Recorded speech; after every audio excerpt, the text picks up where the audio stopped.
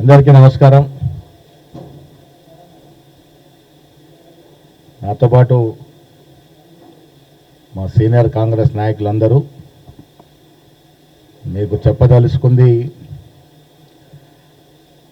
Congress party ఒక మాట ఇస్తే మాట మీద కట్టుబడి ఉంటుందని చెప్పడానికి ఆనాడు తెలంగాణ కొత్త రాష్ట్రంగా ఏర్పాటు చేయడం, ఇవాళ 2023లో ఇచ్చిన గ్యారంటీల్లో ప్రతి అంశాన్ని పూరించడం, బీసీలకు రిజర్వేషన్ ఇస్తామని కామారెడ్డిలో డిక్లరేషన్ చెప్పిన ప్రకారం ఇచ్చే ప్రయత్నం చేయడం, ఇవన్నీ కాంగ్రెస్ పార్టీ యొక్క కమిట్మెంట్కి నిదర్శనం.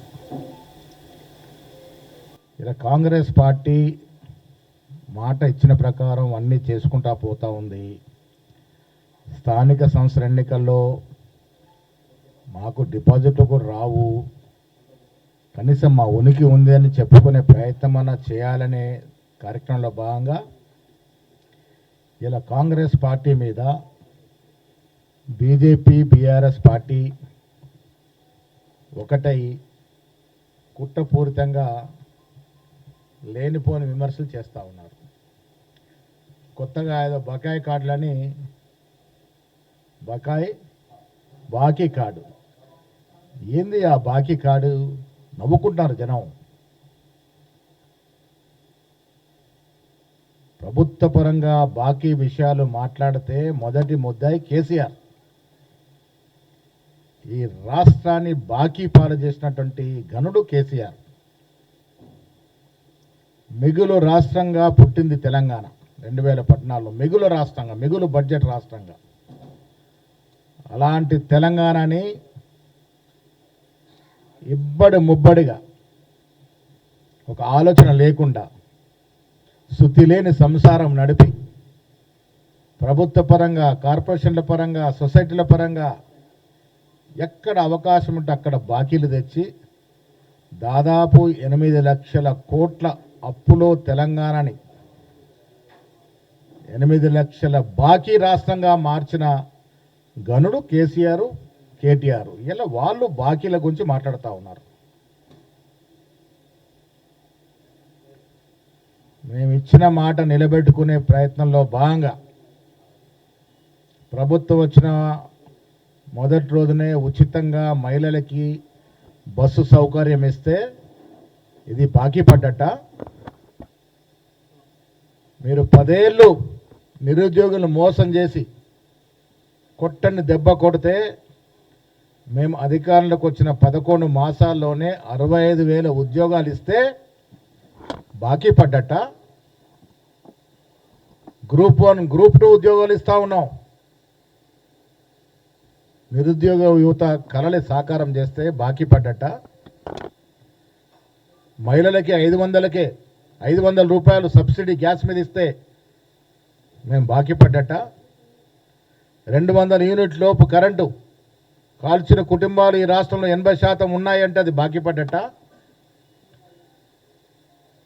మీరు చేసిన బాకీ తీర్చడానికి ప్రతి నెల 6,500 కోట్లు తెలంగాణ కాంగ్రెస్ ప్రభుత్వం మీరు చేసిన అప్పుకి, కేసీఆర్ కుటుంబం పాలించి ఈ రాష్ట్రాన్ని పాలించి మీరు చేసిన 8 లక్షల బాకీకి ఇన్స్టాల్మెంటు ఇంట్రెస్ట్గా 6,500 కోట్లు ప్రతి నెల, అంటే దాదాపు 80,000 కోట్లు సంవత్సరానికి కడతా ఉన్నాం.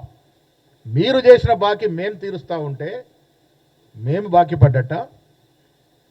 రైతు భరోసా, రైతు బంధు, వరి మీద బోనస్ ఇస్తే బాకీ పడ్డట. ఏ లెక్కన కాంగ్రెస్ ప్రభుత్వం బాకీ పడ్డది? ప్రజల ఆశయాలకు అనుగుణంగా, ప్రజల ఆకాంక్షలకు అనుగుణంగా పాలన చేస్తూ ఇలా రేవంత్ రెడ్డి గారి నాయకత్వంలో ప్రజలకు చేరువవుతూ ఉంటే ఓర్వలేక లోపాయికారిగా బీజేపీ బీఆర్ఎస్ పార్టీ ఒకటై ఇంకా కాంగ్రెస్ పార్టీని ఎదుర్కోలేమని వాస్తవాన్ని తెలుసుకొని ఈ బాకీ కార్డుల పేరట మోసం చేస్తూ ఉన్నారు. హాస్యాస్పదంగా ఉంది, ప్రజలు నవ్వుకుంటా ఉన్నారు. ఈ రాష్ట్రాన్ని దివాలా తీసింది మీరు, బాకీల పాలు చేసింది మీరు, అన్ని విధాలుగా సర్వనాశనం చేసింది మీరు. నిరుద్యోగులు ఓట్లేసుకొని ముంచి వాళ్ళని మోసం చేసి ఎన్నో ఆత్మహత్యలకు కారకులైనటువంటి మీరు మీ ఇంట్లో ఉద్యోగాలు పెట్టుకున్నారు, మీ సర్వం కుటుంబం ఉద్యోగాలు ఇచ్చుకున్నారు, నిరుద్యోగులు మాత్రం కనబడలే. ఇది మోసం కాదా? కవులని, కళాకారుల్ని, కార్మికుల్ని, కర్షకుల్ని, రైతుల్ని అందరినీ మోసం చేసి ఓట్లేసుకొని అందరికీ ఎగనామం పెట్టింది వాస్తవం కాదా? ఎవరు ప్రజలకి బాకీ పడ్డారు? మీరు పడ్డారా, మేము పడ్డామా? ఏ ముఖం పెట్టుకొని బాకీ కార్డులు మస్తున్నారు కేటీఆర్ గారు, మా పాత మంత్రులంతా ఏ ముఖం పెట్టుకొని మస్తారు? ప్రజలు నిలదీస్తారు మిమ్మల్ని. మీరు ఇస్తాన ఉద్యోగాలు ఏమైనాయి? మీరు మోసం చేసిన దళిత బంధు ఎంతమంది దళితులకు ఇచ్చారు? దళిత బంధు ఇది బాకీ పడలేదా మీరు ప్రజలకి? ఎన్ని ప్రాజెక్టు తీసుకొచ్చినారు తెలంగాణకి? ఎంత విదేశీ రుణం తీసుకొచ్చారు తెలంగాణకి? మీ 10 ఏళ్ల పాలన పాత నవాబులు మించిన పాలన. మీ స్వార్థం కోసం కాళేశ్వరం లాంటి ప్రాజెక్టులో మీరు దోచుకున్న తీరు, ఫార్ములా ఈ రేస్, ఈ కార్ రేస్లో కేటీఆర్ దోచుకున్న తీరు ప్రజలన్నీ గ్రహిస్తూ ఉన్నారు. బీదవాడి స్వప్నం రేషన్ కార్డు, 40 లక్షల రేషన్ కార్డు అప్లికేషన్లు వస్తే ఒక్క కార్డుని ఇచ్చిన పాపన పోయినరా? ఇది మీరు బాకీ పడ్డ తీరు కాదా? మీరు రేషన్ కార్డులు ఇస్తానని వచ్చి మోసం చేసి ఈ 40 లక్షల మందికి మీరు బాకీ లేరా? ఈ 40 లక్షల మంది బాకీ ఎవరు తీరుస్తూ ఉన్నారు ఇవాళ? కాంగ్రెస్ పార్టీ, రేవంత్ రెడ్డి గారి ప్రభుత్వం 40 లక్షలు ఇస్తూ ఇలా 1,20,00,000 మందికి రేషన్ కార్డులు ఇచ్చి దాదాపు 3 కోట్ల మందిని రేషన్ ఇస్తూ ఆదుకుంటా ఉన్నాం. దేశ చరిత్రలో ఎక్కడ లేని విధంగా సన్న బియ్యం ఇస్తే బాకీ పడ్డట. ఎవరైనా ఊహించినారా సన్న బియ్యం తింటామని ఈ రాష్ట్రంలో? మీరు విద్యా వ్యవస్థని వెస్టర్న్ సర్వనాశనం చేస్తే ఇంటిగ్రేటెడ్ స్కూల్స్తో ఇలా రాష్ట్రాన్ని తీర్చిదిద్దుతా ఉంటే బాకీ పడ్డట.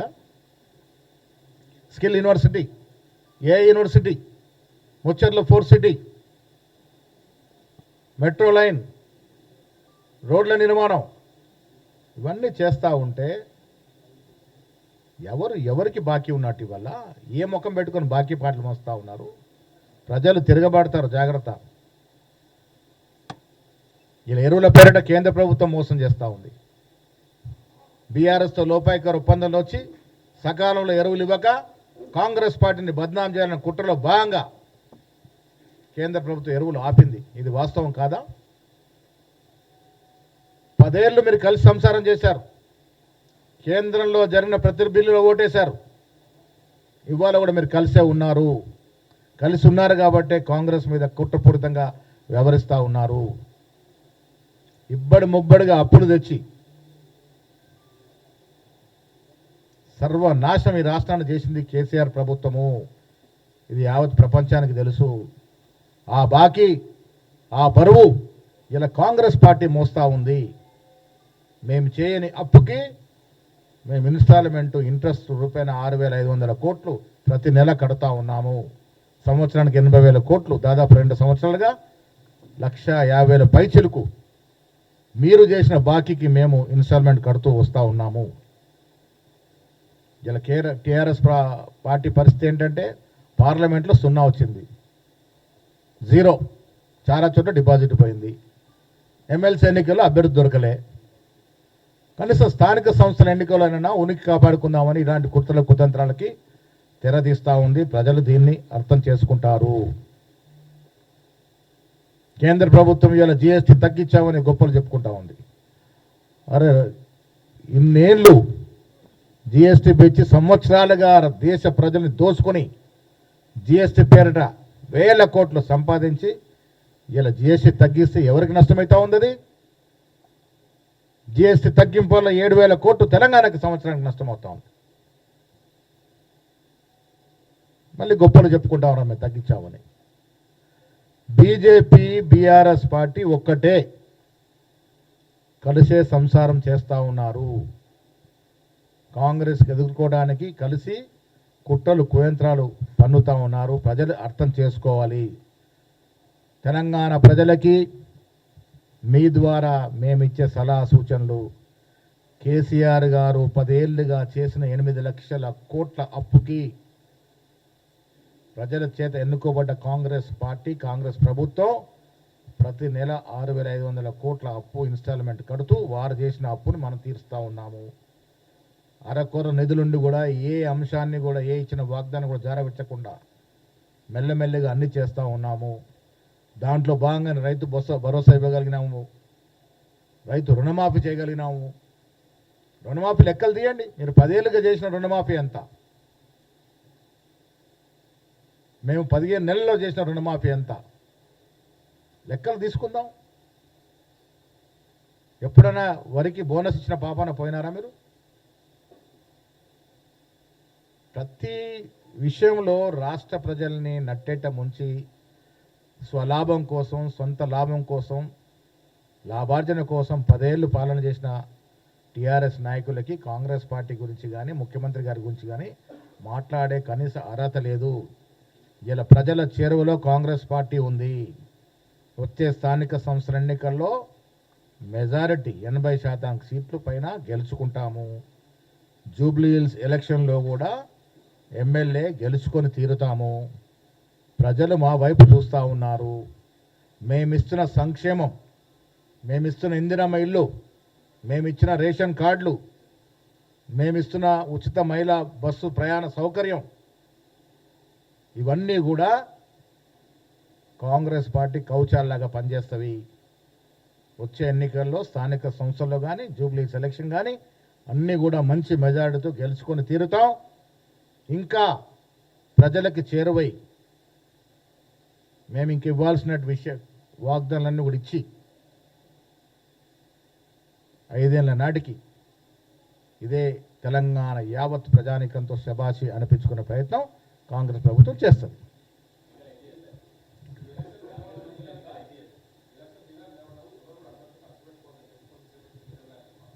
ఎలక్షన్లో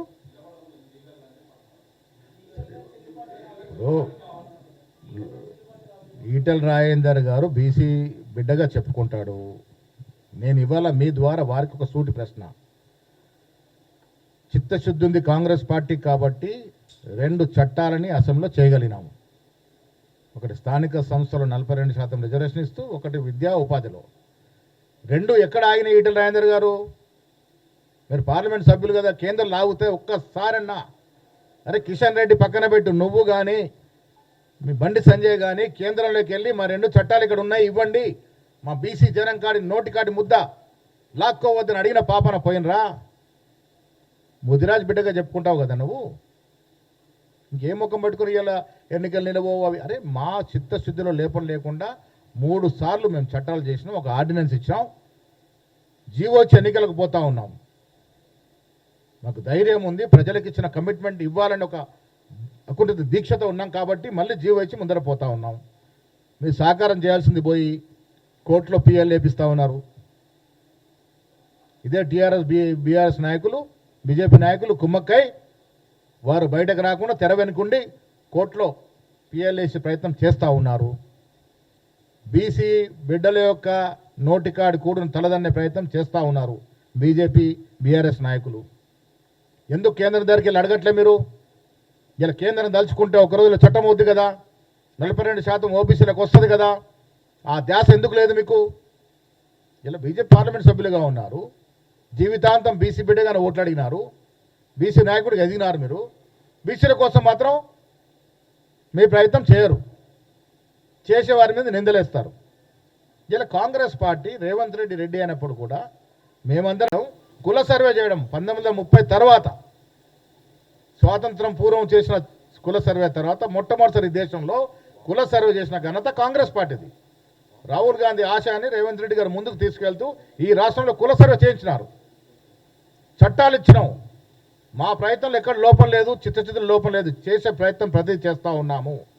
అందుకే ధైర్యంగా కోర్టులో కేసున్నా జీవో ఇచ్చినాము.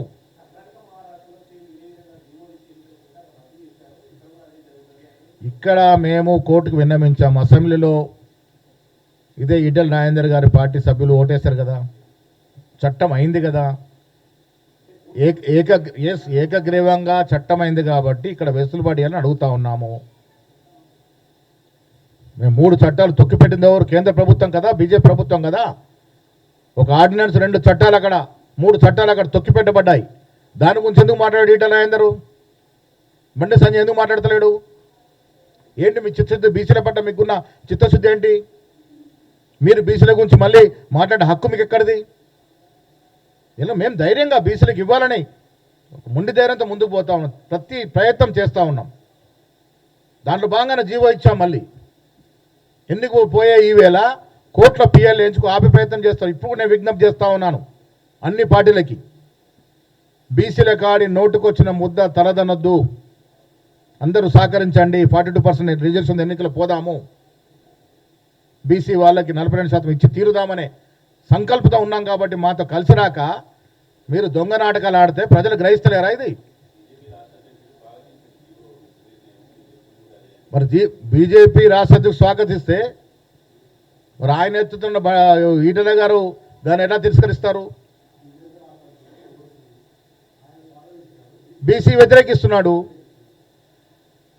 అరే తమిళనాడు తరలో మనం కూడా చట్టం చేసుకుందాము. ఇక్కడ 56.33% బీసీలు ఉన్న అఫీషియల్ డాక్యుమెంట్ ఎస్టాబ్లిష్ అయింది. వారికి అందాల్సిన ఫలాలు వారికి అందాలని రాహుల్ గాంధీ దృఢ నిశ్చయంతో పోరాటం చేస్తూ ఉన్నాడు. అరే కేంద్రంలో ఉన్న రాహుల్ గాంధీ పోరాటం చేస్తాడు, రాష్ట్రంలో ఉన్న రేవంత్ రెడ్డి ఉబలాట పడుతున్నాడు ఇవ్వడానికి. బీసీ బిడ్డలు మీకేం నొప్పి అని అడుగుతా ఉన్నాను నేను. మీరెందుకు ముందు రావట్లే? మీరెందుకు మాతో చేయగలిపి ఇది సాధించుకుందామని చెప్పట్లేదు? ఆ ధైర్యం ఎందుకు లేదు మీకు? ఈటెల రాజేందర్ గారు, బండి సంజయ్ గారు, అరవింద్ గారు ఎందుకు జవాబు చెప్పరు దీని మీద? ఎందుకు మొక్కలు చాటేస్తూ ఉన్నారు? ధైర్యం లేదా మీకు? మోడీ గారు బీసీ అని చెప్పుకుంటారు కదా, మన మోడీ గారి దగ్గరికి వెళ్ళి అడిగే ధైర్యం లేదా మీకు? మీరు నిజంగా కలిసి వస్తే ఒక్కరోజు చట్టం అవుతుంది. ఎందుకు దీని మీద శ్రద్ధ వహించట్లేదు? మీకు చిత్తశుద్ధి లోపించి చేయలేక చేసేవారి మీద నిందలేస్తూ ఉన్నారు. కాంగ్రెస్ పార్టీ ఈరోజు కూడా committed, we are committed for 42% reservation.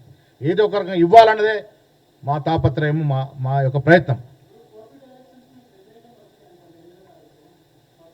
ఆలోచిస్తాం. దీంట్లో కాంప్రమైజ్ అయ్యేది లేదు. 80%లో 42% ఇచ్చి తీరాలనే సంకల్పంతో ఉన్నాం. కోర్టు నిర్ణయం, ఒక కోర్టు తీర్పిస్తే దాని మీద మళ్ళీ అధ్యయనం చేస్తాం. ఏ రకంగా దాన్ని అధిగమించాలో కూడా ప్రయత్నం చేస్తాం. అన్ని కోణాల నుంచి ఆలోచించి మళ్ళీ మా పిఎస్సి కూర్చొని మా పార్టీ పెద్దలతో విచారించి దాన్ని ఎలా ముందుకు పోలో నిర్ణయిస్తాం. తీర్పు రాకముందు ఎందుకు కోర్టు తీర్పు పాజిటివ్గా వస్తుందని ఆలోచిస్తూ ఉన్నాను. ఎన్నికలకి కోర్టు అవకాశం ఇస్తుందని ఆశిస్తూ ఉన్నాను. ఆ రకంగా అవుదామని కోరుకుందాం.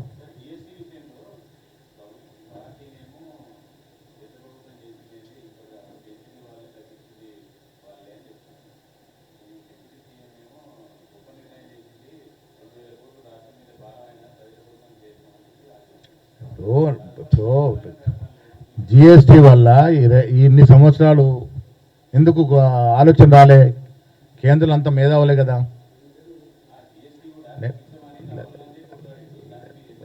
నేనేమంటా, తగ్గించడం మంచి పరమైన 8 ఏళ్ళు దోచుకున్న తీరు ఎండగట్టాలి కదా ప్రజలకి. మా పార్టీలైన కూడా అదే. మా పార్టీలు ఏమైంది? 8 ఏళ్ళు జిఎస్టీ ద్వారా ఈ ప్రజల మీద ఎనలేని భారం మోపారనేది మా పార్టీ లైన్. మోపారా లేదా?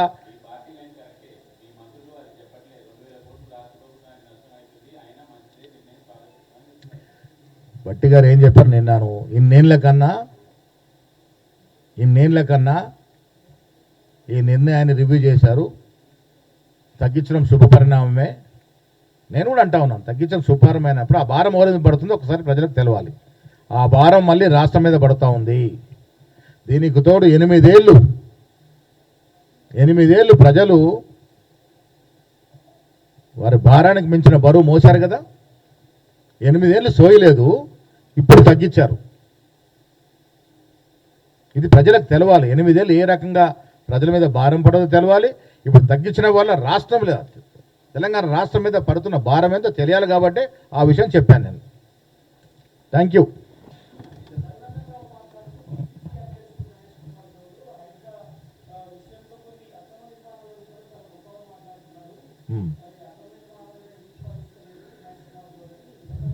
డెఫినెట్గా నేను హైడ్రాని చాలా సందర్భాల్లో హైడ్రా రావడం అవసరం అనే మాట చెప్పాను. భవిష్యత్ అవసరాల కోసము హైడ్రా రూపకల్పన చేశారు.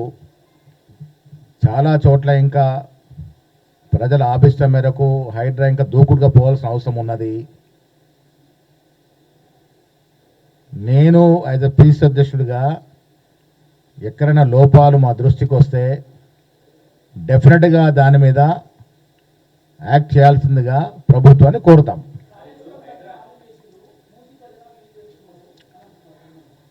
భజన అనే మాటే లేదు.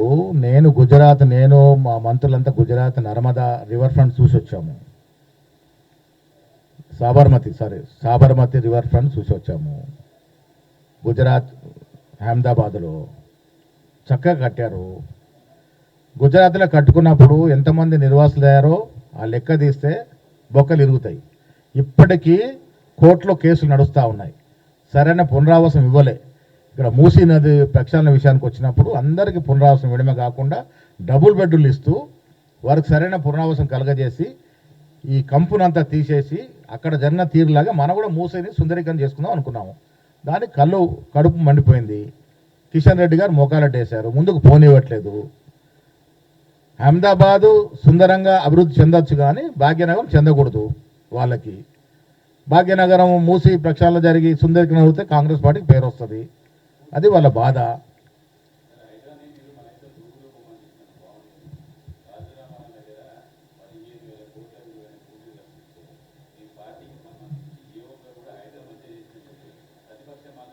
హనుమంతరావు గారు నిన్న మొన్న 2 రోజులు అదే మాట చెప్పారు. నేను ఏదున్నా ఇప్పుడు గాజుల రామారావు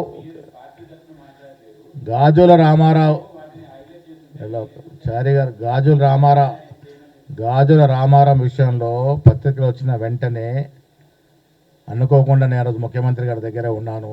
తక్షణమే ఆదేశాలు ఇచ్చి ఆ భూమిని వెనక్కి తీసుకున్నటువంటి సంఘటన ఇది హర్షించాల్సిన సంఘటన. హైడ్రా వ్యవస్థ మొత్తాన్ని అభినందిస్తున్నాను.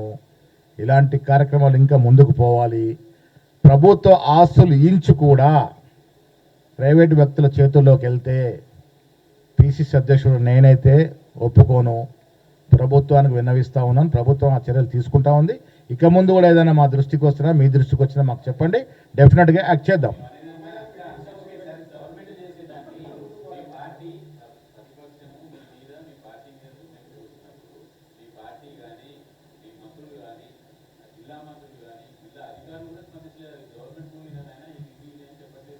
డెఫినెట్గా గవర్నమెంట్ భూమి అది. అలాంటి ఇంకా చాలా ఉన్నాయి, ఇంకా చాలా చాలా రావాలి. నేను ఇప్పుడు ప్రతిదానికి అందరూ చెప్పాల్సిన అవసరం చారి గారు, అందరూ అన్ని విషయాలు అందరూ స్పందించాల్సిన అవసరం లేదు. ముఖ్యమంత్రి గారు చొరవ వల్లే, ముఖ్యమంత్రి తక్షణ చర్య వల్లే గాజు రామారం భూములు ఎన్నికొచ్చాయి. హైడ్రా రూపకల్పన కూడా దూరదృష్టి చేసినటువంటి నిర్ణయము. ప్రతిపక్షాలు వ్యతిరేకించాయి. హైడ్రా వల్ల నాకు తెలిసి ఒకే ఒక్క బీదవాడి ఇల్లు పోయింది. వారికి కూడా పునరావాసం ఇచ్చాము. మిగతా అంతా కూడా ధనికుల భూములు, కబ్జా భూములు, బడా నాయకుల భూములే పోతా ఉన్నాయి. ఇది మనం సమర్థించాల్సిన అవసరం ఉంది, హర్షించాల్సిన అవసరం ఉన్నది. ఎక్కడ కూడా సాఫ్ట్గా పోయే పరిస్థితి ఉండదు. టెక్నికల్గా అన్నీ తేలిన తర్వాత అందరి మీద చర్యలు ఉంటాయి. నా భూమి ఉన్నా నా మీద చర్య ఉంటుంది.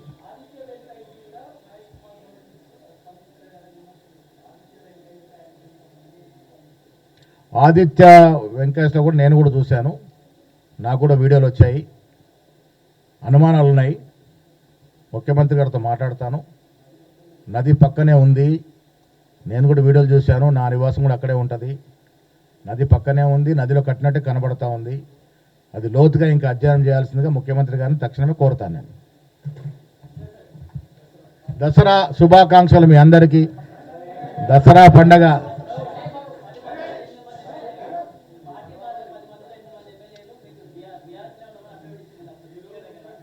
నేను చాలా సమయం ఎమ్మెల్యే వారు ఎక్కడున్నారు వారు చెప్పిందే ప్రామాణికం. ఎమ్మెల్యేగా వారు చెప్పింది ప్రామాణికం. స్పీకర్ పరిధిలో ఉంది. నిర్ణయం అయిన తర్వాత మాట్లాడదాం.